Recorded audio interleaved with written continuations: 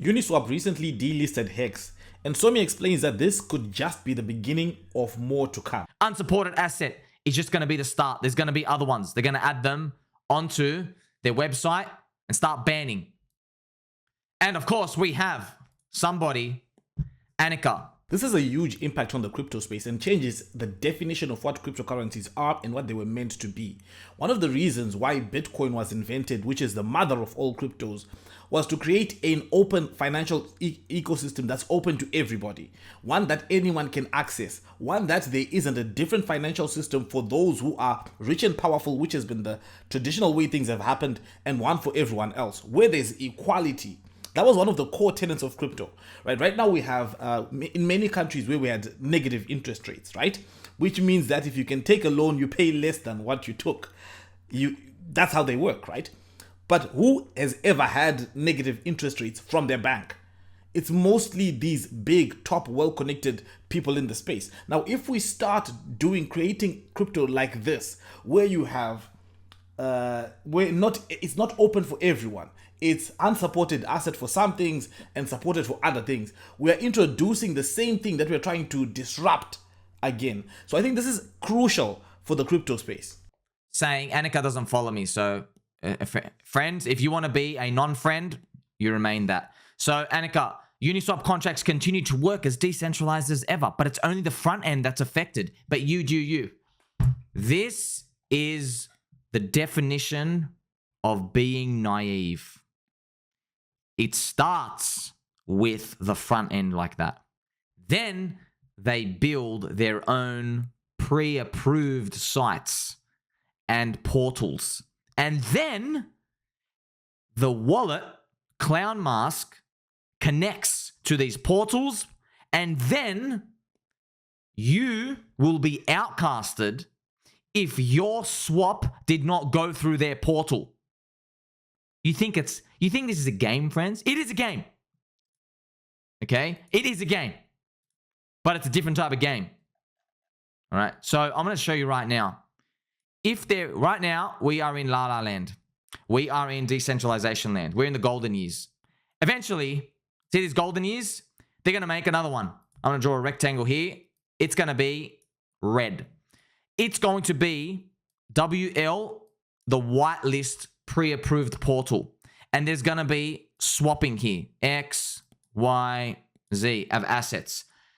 Clown Mask is going to connect here. Okay, so here's going to be Clown Mask. They're going to be connected. Now, here's the thing. On this portal, when trades go through, you will have an ID or a wallet or a crypto wallet, some sort of financial indication, a portfolio that you can view. And it will give you these green little ticks and say, yes, you are approved. Yes, you are on state approved, government approved, safe transaction watch list. There is no action of money laundering. And then what they'll do is they'll say, oh, excuse me, if you don't have these ticks on any of your swaps, you're doing money laundering. Okay, guys, so Somi is going deep here. Now, what have Uniswap decided to do? They've decided that they're going to curate the assets that are listed on Uniswap. For now, it's just the front end, but it could go beyond that. Now, Somi explains that there's already a connection between MetaMask and Uniswap. So if these two players start to curate the assets that can be traded on their platforms, it's very easy for them to go beyond that and start to say, okay, well, now these are the wallets that can trade on our platform. And this is not difficult at all, and it doesn't require much, because for the most part, everyone who uses crypto at some point has to interact with centralized exchanges, for the most part, right? Except a few transactions there's some peer-to-peer transactions, and there's some also OTC transactions as well, but most of all those transactions go through KYC. So it's very easy to start to set up a rule and say that, okay, look, Coinbase can easily just green light some wallets. They've got 100 million customers. They can green light all their customers. We have Binance. They've got also roughly about more than Coinbase. They can green light all their customer accounts. Now, all of a sudden, decentralized finance is not as decentralized. Now, you could argue that people can simply just move and fork and build on their own platform and do things on their own platform. And though that's doable, we cannot deny the monopoly power that the leading decentralized exchange has. We can also not deny the amount of liquidity that it has as well. It's the same thing as the argument that, well, if you're banned on YouTube, why don't you just start your own YouTube? If you're banned on Facebook, why don't you just start your own Facebook? These are arguments that have been had several again and again and again and again and again. So I think that people need to realize this and the dangers of embracing this kind of behavior, that it is wrong, it is anti-crypto, and it is not the way that pushes forward human freedom in the long term. What are the possible solutions to this problem? One of them is just simply supporting projects that are real DeFi, that stand for the real principles of decentralized finance. And there's several projects like that in the crypto space still. However, I think that people have to continuously be voting with the projects that they support, meaning that you have to be flexible enough to move away from a project that was good before and not good anymore. I'll give you an example. Uniswap started off as a great player, a role model for DeFi. It started off extraordinarily open, but then now it seems to be edging towards the edge of just shifting. And this does not happen all of a sudden. It happens slowly. You give in once, you give in again, you give in again. And the thing that they did is they managed to say, okay, let's start off delisting HEX, and a lot of people will support it because there's already a lot of animosity between some communities and the HEX community. So they thought that, okay, this is an easy win for them. But if you think that it ends there, it never ends there. It's the same thing again. We talk about censorship, which has been a big problem.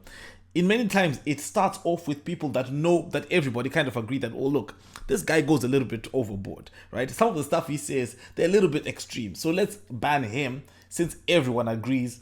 Then the next time it's the next guy. Then it's the next guy. Then it's the one who doesn't want to eat the bugs. It continues to, the goalpost will continue shifting. So I think people have to continuously vote with the chains that they choose to support. I think Pulse Chain stands for DeFi, for real DeFi. I think it will for a long time. However, if the biggest players in the space start shifting, they've got a lot of sway that they can start pushing other players to kind of follow suit. That's where I think the danger is. So I think that people have to continuously be voting and selecting those blockchains that really stand up for the principles of crypto, because these principles need to stand the test of time, and they will be tested continuously again and again, again and again. Now, in regards with Pulse Chain and decentralization, I think it's possibly one of the most decentralized applications out there, right? We talk about, obviously, there's Bitcoin, then there's Ethereum. I think then we have Pulse Chain somewhere there. The only issue with Pulse Chain in terms of decentralization is that there's clearly a perception that many people hold that it is not as decentralized.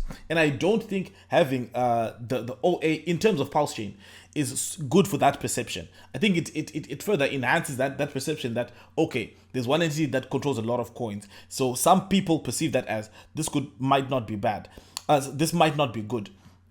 And I think that's the big place of contention. But in terms of DeFi, it's definitely the best place for DeFi. Now, I do understand OA controlling a large chunk of HEX. It makes a lot of sense. It's great. But in regards to Pulse Chain, I don't think it's as beneficial as it is for HEX. Anyway, guys, those are my thoughts. Let me know what you think in the comments below. Thank you guys for watching. And as usual, right, cryptocurrencies are super risky, right? So do your own research and all that other good stuff. Thank you for watching, and I'll see you again next time.